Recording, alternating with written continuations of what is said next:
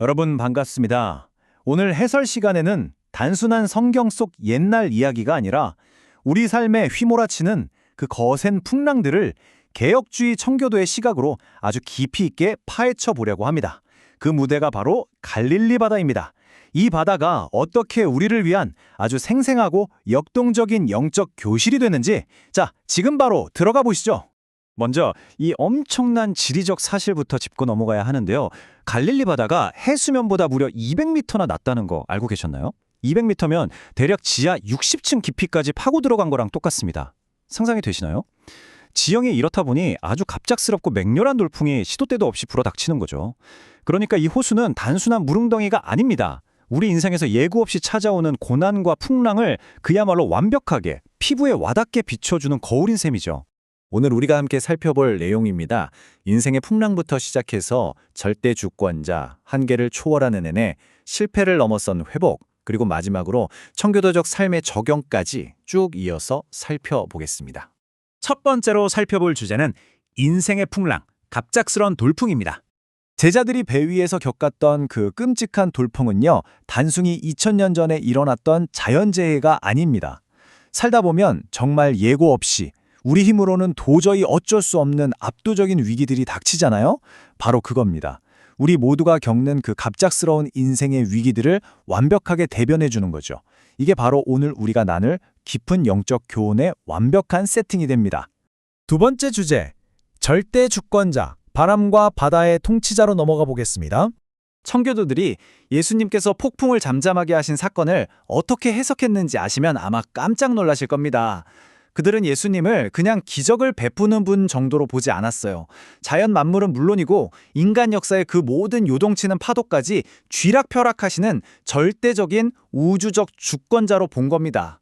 이 우주의 통치자 앞에서는 그 어떤 거센 풍랑도 깨갱하고 굴복할 수밖에 없는 거죠.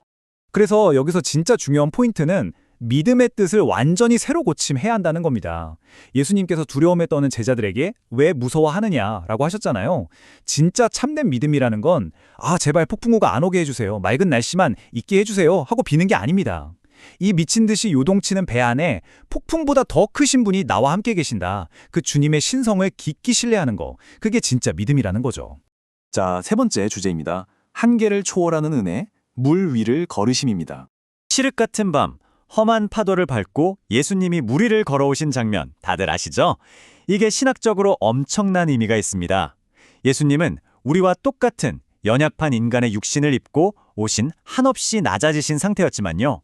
동시에 그 어떤 중력이나 자연 법칙에도 절대 얽매이지 않는 하나님의 아들로서의 빛나는 영광을 그 순간에 딱 보여주신 겁니다.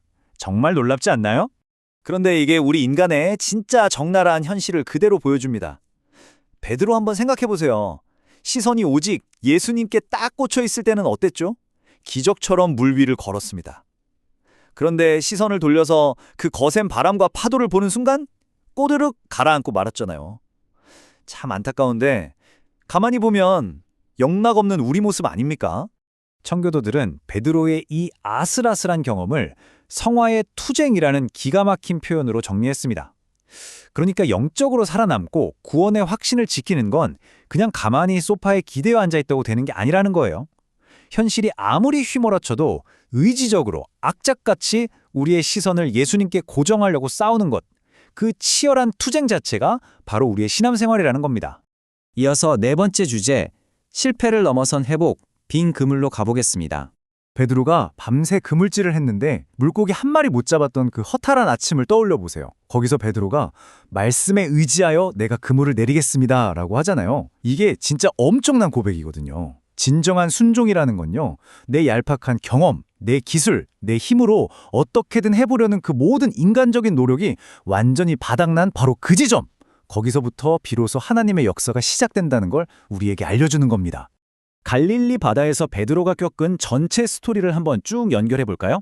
예수님을 처음 만나 가슴 벅찼던 그 부르심에서 시작해서 십자가 앞에서 주님을 모른다고 맹세까지 하며 저주했던 처참한 배신의 밤을 지나죠.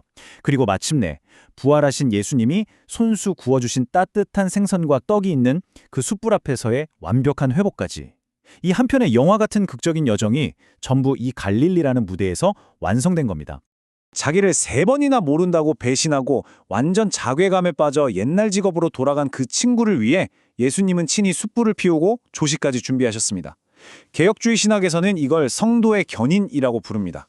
우리가 아무리 바닥을 치고 주님에게서 멀리 도망친 것 같아도요, 주님은 절대 우리를 놓지 않으십니다.